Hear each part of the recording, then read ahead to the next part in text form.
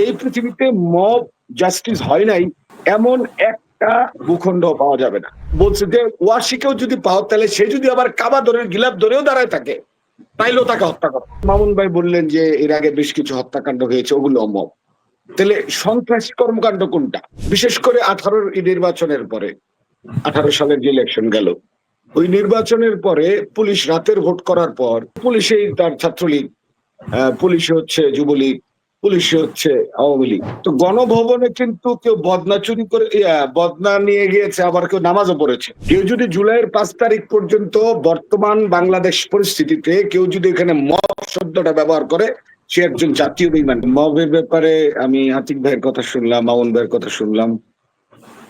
আমার কাছে যেটা মনে হয়েছে যে আমি আমার একটা ফেসবুক স্ট্যাটাস আছে, ওটা দুটা লাইন আমি বলে আমার ওই ব্যাপারটা শুরু করতে চাই। এটা হচ্ছে সংক্ষুব্ধতা গণতান্ত্রিক প্রমোশন। মানে হচ্ছে যে সংক্ষুব্ধতা, রাষ্ট্রবিজ্ঞানের ভাষায় সংক্ষুব্ধতা গণতান্ত্রিক প্রমোশন, সংঘাত এড়ানোই গভর্নেন্স। মানে ব্যাপারটা হলো, তুমি যদি গণতন্ত্র প্র্যাকটিস করো কিংবা আমরা যদি গণতন্ত্র প্র্যাকটিস করি, রাষ্ট্র যখন গণতান্ত্রিক পদ্ধতিতে চলে, সেখানে বিদ্যমান সকল পক্ষই যে সবসময় সন্তুষ্ট থাকবে ব্যাপারটা অলিক, এটা সম্ভব না। এই জন্য সংক্ষুব্ধ পক্ষ থাকবেই। তো সংক্ষুব্ধতা বিষয়টা গণতান্ত্রিক প্রমোশন, যে গণতন্ত্র থাকলে এই সংক্ষুব্ধতা প্রমোটেড হবে। আর গভর্নমেন্টের কাজ হলো, যদি কেউ গভর্নমেন্ট থাকে, একজন সফল আধুনিক রাষ্ট্রবিজ্ঞানে গণতান্ত্রিক এই সংক্ষুব্ধতাকে সংঘাতে পরিবর্তিত না হতে দেওয়া, মানে সংঘাত এড়ানোটাই হলো গভর্নেন্স, যেটা কখনোই বাংলাদেশে সম্পূর্ণরূপে প্রতিষ্ঠিত হয় না। এটা গেল হচ্ছে আমার বক্তব্যের কথা। এখন এই কথাগুলোর মধ্যেই মবের ব্যাপারটা আছে। যখন একটা বৃহত্তর জনগোষ্ঠী নিজেকে বঞ্চিত মনে করবে, সংক্ষুব্ধ পক্ষ হবে, এবং সেটাকে আমলে না নিয়ে গভর্নমেন্ট বা গভর্নেটরি যে প্রতিষ্ঠানগুলো, সেটা যদি স্বেচ্ছাচারী হয়ে ওঠে, যদি বিচার না পায়, তখন মানুষ ওই বিচারের উপর আর আস্থা রাখতে পারে না। এই আস্থাহীনতার জায়গা থেকে যখন তারা শক্তিশালী হয়ে ওঠে, ওই প্রাতিষ্ঠানিকভাবে ন্যায্যতা না চেয়ে যে মানুষের তার প্রতিপক্ষের উপরে তার প্রতিশোধ যে প্রবণতা, সেটার বাস্তবায়ন, এটা হলো মব। এরপরে আমি এই দুজনের বক্তব্যে আরো একটা ব্যাপার আমার কাছে মনে হয়েছে, শুনতে মনে হয়েছে যে অনেকগুলো ব্যাপার, যেমন ভাই বললেন যে ওই যে বাস যে দাঁড়ায় থাকে, এটাও মব। আসলে প্রত্যেকটা ইভেন্টেরই বা প্রত্যেকটা ঘটনার একটা নামকরণ আছে।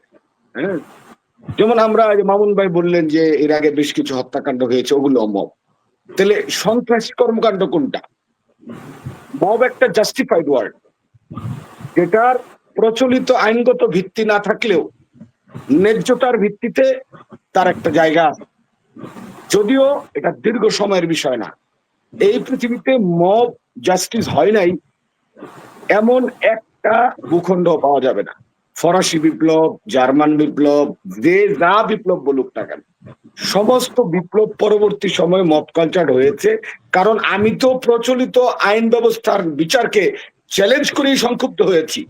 আমি এই প্রচলিত যে ন্যায্য বিচার ব্যবস্থা, আমার যে অধিকারের বাইরে গিয়েই তো আমি সংক্ষুব্ধ হয়ে বিপ্লব সংগঠিত করেছি। সুতরাং বিপ্লব পরবর্তীত সময়ে বা একটা দুর্বিষহ নিপীড়নের জায়গা থেকে যখন কোনো গোষ্ঠী, বৃহত্তর গোষ্ঠী মুক্তি পায়, সে যখন সংখ্যাধিক ভাবে, মানে সংখ্যার আধিক্যে যখন সে বিরাট একটা অবস্থা থাকে তার, তখন সেই জাস্টিফিকেশনের জায়গাগুলোতে আর বিচারের দরজায় যায় না। যেমন তার একটা প্রকৃষ্ট উদাহরণ হইতে পারে পুলিশ। আপনার এই যে পুলিশের লাস্ট, বিশেষ করে 18 নির্বাচনের পরে, 18 সালের যে ইলেকশন গেল, ওই নির্বাচনের পরে পুলিশ রাতের ভোট করার পর, কারণ তখন তো পুলিশের ক্ষমতা চলে গেছে, আওয়ামী লীগ তার নেতা কর্মীরা লাগেনি, সে তো পুলিশেই তার ছাত্রলীগ, পুলিশে হচ্ছে যুবলীগ, পুলিশে হচ্ছে আওয়ামী লীগ।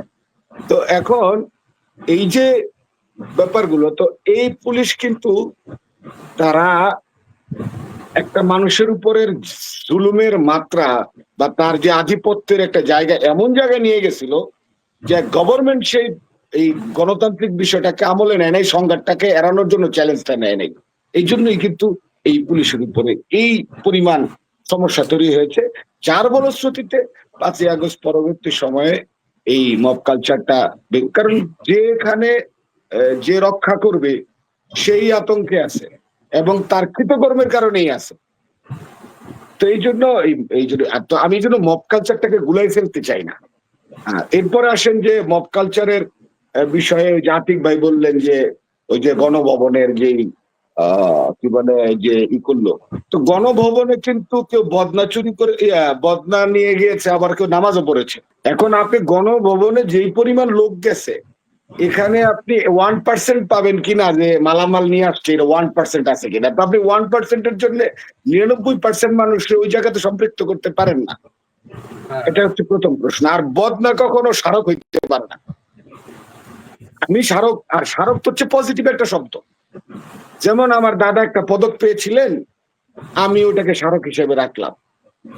এখন ওই একটা যেটা তো যেমন ওইখানে মানে আমি সংসদ ভবন থেকে একটা ছবি নিয়ে আসছি, আমি ঠিক আছে সংসদ ভবন গণ বিপ্লবের মাধ্যমে আসছিল, ওই ছবিটা আমি রাখলাম যে হ্যাঁ ওই দিন লুট হয়েছিল, রাখলাম। একটা পজিটিভ ব্যাপার হইতে পারে, একটা পজিটিভ কিছু হইতে পারে, ওই ওগুলা স্মারক হইতে পারে না। যাই হোক, এটা আমার ব্যক্তিগত মতো আতিক ভাইয়ের প্রতি শ্রদ্ধা রেখে বলতে চাই। আর মামুন ভাইয়ের যে কথাটা বললাম যে আসলে সন্ত্রাসী কর্মকাণ্ড আর মব কর্মকাণ্ড, মব হচ্ছে সংখ্যার গরিষ্ঠ লোকজন, আর সন্ত্রাসী তো থাকে হঠাৎ করে কিছু লোকজন মানে যারা সুবিধাপ্রাপ্ত বা অ্যাপয়েন্টেড, তারা এসে নানান ধরনের এই কার্যক্রম চালিয়ে মানুষকে হত্যা করে, নিপীড়ন করে, লুটতরাজ করে, চাঁদাবাজি করে, সেটা আরেক ভিন্ন বিষয়। এটা গেল দুইটা। আর তোমার যে প্রশ্ন ছিল যে আমাদের এই দেশে দেশে এই মব ছিল, মব আছে, মব থাকবে, দেখো যে মব কিন্তু মব একটা কালচার শব্দটা আসছে। কালচারটা কেন থাকলো? এটা একটা নেগেটিভ ওয়ার্ড হইতে পারতো, মানে এটা একটা শর্ট পিরিয়ড বা টার্মিনাল, একটা শর্ট পিরিয়ডের একটা কালচার যেটাকে জাস্টিফিকেশনে আসে। যেমন আমি তোমাকে বলি, একটা উদাহরণ দিই। যেদিন আমাদের মক্কা বিজয় হইল, কালচার এটা নানাভাবেই মানুষ বলে থাকে, মবক্রেসি বলে কেউ, মব লিঞ্চি বলে কেউ, মব বলে। হ্যাঁ, তোমাকে আমি একটা ঐতিহাসিক উদাহরণ দিই। সেটা হলো যে মক্কা বিজয়ের পরে তো সাধারণ ক্ষমা ঘোষণা করা হইল। হ্যাঁ, খেয়াল করে ব্যাপারটা, খুবই সেন্সিটিভ ইস্যু। মক্কা বিজয়ের পর হুজুর পাক সাল্লাল্লাহু আলাইহি ওয়াসাল্লাম সাধারণ ক্ষমা ঘোষণা করলেন মক্কায়। ঘোষণা করার পরেও তিনি আরো বললেন, বেশ কয়েকটা বাড়ির নাম বললেন, এই বাড়িগুলোতে যারা আশ্রয় নিবে তারা আরো বেশি নিরাপদ। আচ্ছা, আমি তো সবাই সাধারণ ক্ষমা ঘোষণা করলামই, তাইলেও এই বাড়িগুলোতে যারা আশ্রয় নিবে তারা নিরাপদ কেন? এই কথাগুলো মেনশন করলেন কেন? আবার একই কথা বলি, তখন তিনি আরো একটা ওই একই ঘটনায় আরো একটা ঘটনার কথা বললেন। হামজা রাদিয়াল্লাহু তাআলার যে খুনি ছিল, ওয়াসি নামে এক হাবশী গোলাম ছিল, হিন্দা ইবনে কি বলে উমাইয়ার যে মেয়ে, তার অ্যাপয়েন্টেড করা। তো বলছে যে ওয়াসিকেও যদি পাও, তাহলে সে যদি আবার কাবা ধরে গিলাফ ধরেও দাঁড়ায় থাকে, তাইলেও তাকে হত্যা করো। এখন ব্যাপারটা খেয়াল করো, পৃথিবীর সবচেয়ে প্রেমী মানুষ যারা আমরা এখানে বসছি আর কি, যারা মুসলমান ধর্ম অনুসারী, আমরা জানি যে তিনি সবচেয়ে প্রাজ্ঞ মানুষ। তিনি সাধারণ ক্ষমা ঘোষণা করলেন। তিনি আবার কয়েকটা জায়গা নির্দিষ্ট করলেন যে ওইখানে গিয়ে ঢুকে গিয়ে আশ্রয় নিলে নিরাপদ। আবার কাবা শরীফে একজনে দাঁড়ায় থাকলে তাকে হত্যা করতে হবে ওই সময়ে। তাহলে এই ব্যাপারটা কেন হইল? আমি এটাকে 1 মিনিট শেষ করে দিচ্ছি।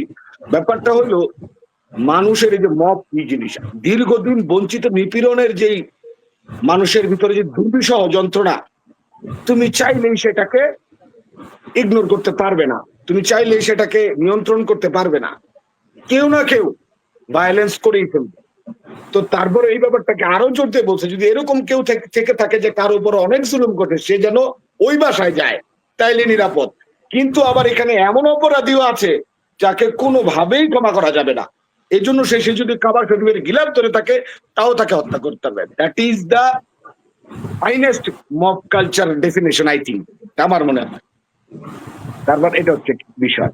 এরপরে সাম্প্রতিক বাংলাদেশের যদি তুমি বলতে চাও যে জুলাই এবং জুলাই পরবর্তী মব কালচার, জুলাই এর 5 তারিখ পর্যন্ত বাংলাদেশে মব শব্দটাকে ইউজ করলে সে বেঈমান।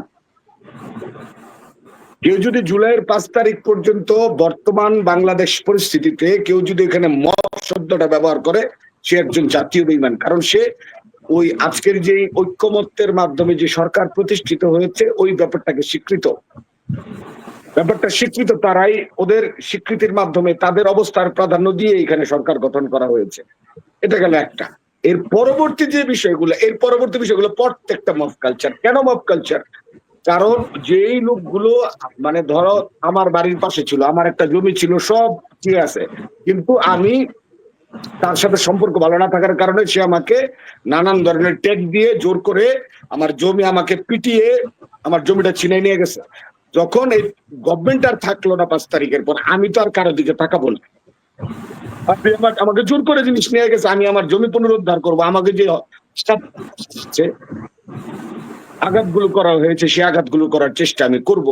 তো একটা শহর, একটা ন্যায্যতা পর্যন্ত, একটা সেগমেন্টালি একটা চমৎকার সময় পর্যন্ত মানে এটা একটা জায়েজ বিষয়। যদিও কেউ যদি ক্ষমা করে দেয় সেটা ভিন্ন বিষয়, কিন্তু সেটা হবেই। আমরা আবারও আপনার কাছে আসবো এই পর্যায়ে। Last word listen to me, last word. তো এরকম অবস্থা থাকবেই। তো এর পরবর্তী যে বিষয়গুলো, এটা মব কালচার, এবং তুমি খেয়াল করলে দেখবা এটা কিন্তু অলরেডি কমে গেছে। এটা কমে গেছে, আরো কমবে। কারণ এখন আবার মানে আইনের প্রক্রিয়াটাতে যেই বিচার ব্যবস্থা বা ন্যায্যতার উপরে আমাদের দাঁড়ানো, সেটা অ্যাক্টিভ হতে শুরু করছে। এই জন্য এটা কমে যাবে। বিশৃঙ্খল না থাকলে, গভর্নেন্স ঠিক না থাকলে, সময় লাগলে এরকম সময়গুলোতে এগুলো হইতে পারে। এটা হচ্ছে বিষয়।